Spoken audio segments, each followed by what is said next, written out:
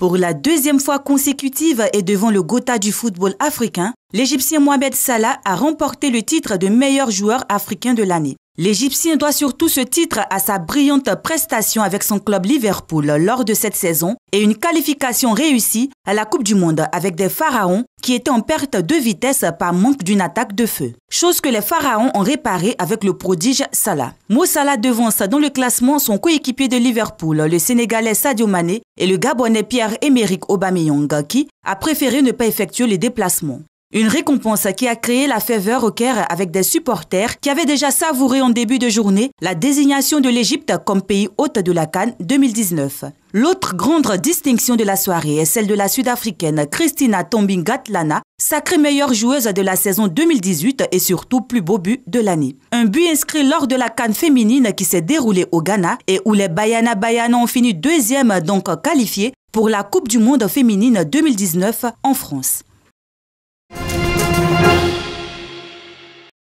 Nous sommes à la gare routière de San Pedro. Observez bien ces deux véhicules, l'un venant de votre gauche et l'autre de votre droite. Et pourtant, 4 grands feux tricolores y sont installés pour réguler la circulation qui est dense à cet endroit. Le feu est là pour nous. Bon, quand le feu est rouge, que tu t'arrêtes, ça permet aux autres de partir et puis d'autres de traverser. Pour mieux dire, c'est pour régler la circulation, quoi.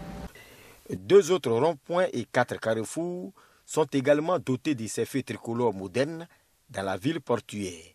Malheureusement, moins d'1 an après leur installation, que de difficultés. Des feux tricolores qui tombent constamment en panne. Des pannes qui durent plus de 3 mois. Comme ici au carrefour Tari, où le feu qui permet aux automobilistes d'aller à droite ou à gauche selon la position ne fonctionne plus. Au carrefour Petite Mairie du Bardo, les 3 feux sont carrément coupés. Les araignées ont même eu le temps d'y tisser leur toile. Ces pannes occasionnent bien évidemment des accidents de jour comme de nuit. Chaque jour, à défaut du feu, chaque fois il y a des accidents ici. Moto, vélo, les wara même se cognent. Chaque jour, il n'y a pas un jour où il n'y a pas d'accident. C'est dangereux. Les feux sont gâtés, chacun veut passer plus vite. Sans marquer quand le feu stop. Même s'il n'y a pas fait, on doit faire un peu de pause pour rayer où on s'en va avant de sortir. Mais lorsqu'il n'y a pas fait comme ça, tout le monde est pressé, ça mène moins devant des accrochages. Quand tu vas à la cité, le feu est bon, mais quand tu quittes la cité pour rentrer ici, le feu n'est pas bon. Tu es obligé de forcer pour rentrer. Il y a également des feux qui marchent encore, mais cachés par des panneaux publicitaires. Et ce sont les piétons qui sont les plus exposés. Surtout que certains automobilistes ne respectent pas les feux encore fonctionnels. Une fois la nuit tombée sur la cité balnéaire, il faut être plus vigilant.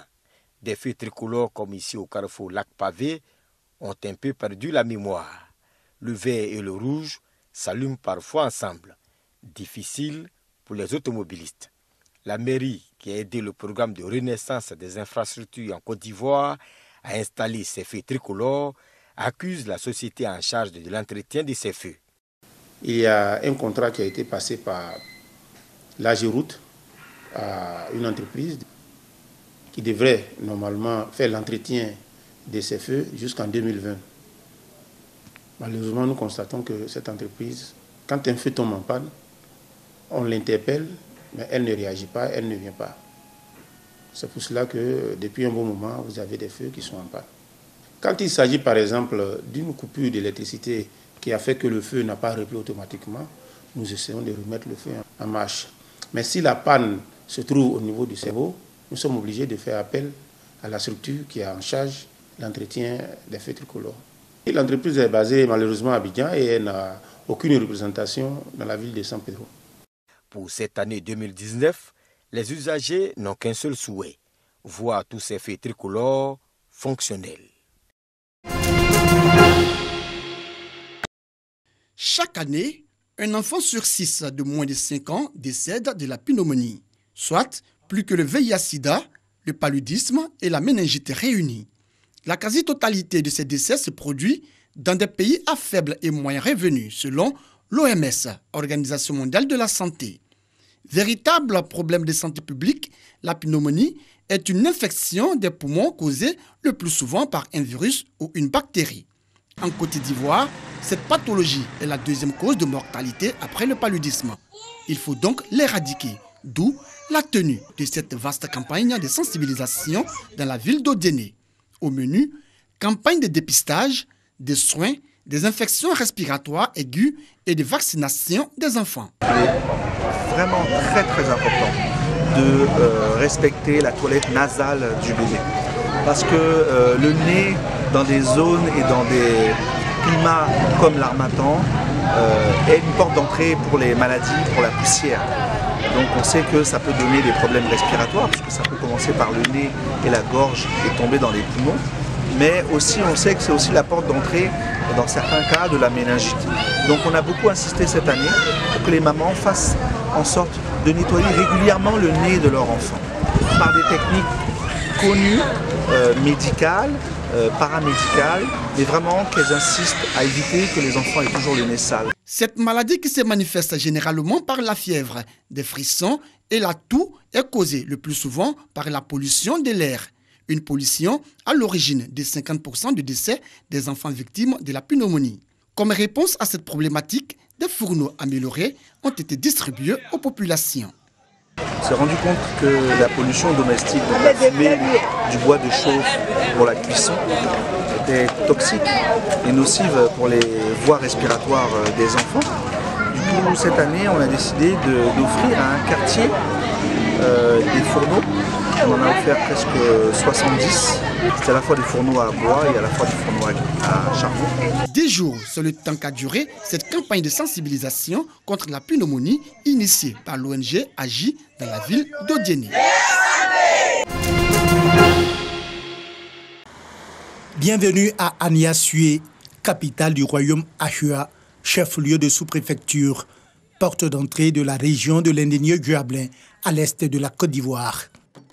La population se sont donné rendez-vous ce vendredi saint ici, au Palais Royal, où une nouvelle page de leur histoire va s'écrire dans quelques instants. La célébration de la fête d'Ignam, couplée à celle du 50e anniversaire du règne de Nana Anno II, chef du canton. Ainsi rassemblé, le peuple n'attend plus que son chef. Quelques instants plus tard, Nana Anno II fait son entrée. Porté par sa jeunesse, acclamé par sa population, le chef de canton d'Aniassué communie avec son peuple. Test de popularité et de légitimité réussi pour cet homme sur le trône Ahua depuis 50 ans. Installé avec tous les honneurs et attributs dignes de son rang, les palabres et autres discours peuvent commencer.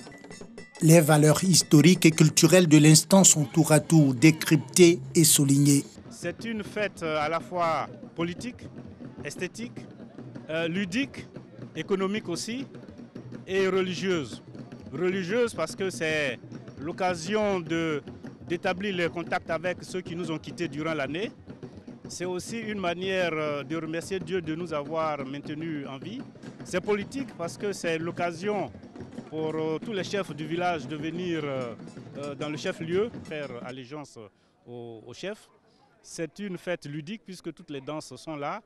Témoin de l'événement, le ministre de la Culture et de la Francophonie a salué l'importance de la tradition et de la culture dans la cohésion sociale. Ce que le gouvernement veut, c'est que notre patrimoine matériel comme immatériel se perpétue d'année en année et que ce patrimoine soit transmis aux futures générations en raison des valeurs de fraternité, de cohésion dont ces pratiques sont porteurs. Passé le temps des discours, Nana Anno II peut maintenant souffler la 50e bougie de son règne. Autre moment fort de ce rendez-vous historique, la célébration de la fête d'Ignam. Cérémonie d'adoration de chaises et attributs royaux dans la pure tradition Agni, sous le regard des commiens ou féticheurs, les gardiennes des trésors des ancêtres. La double cérémonie de fête d'Ignam et des 50 ans de règne de Nana Anno II, un rendez-vous historique pour les populations rassemblées autour de leur chef. 50 ans, ce n'est pas 5 jours, ce n'est pas 50 jours.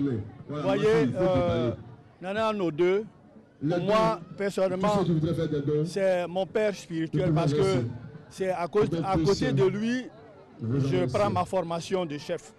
Après 50 ans de règne, Nana Anno II est toujours en phase avec ses ancêtres et son peuple. Ce peuple qu'il promet de servir avec le même acharnement.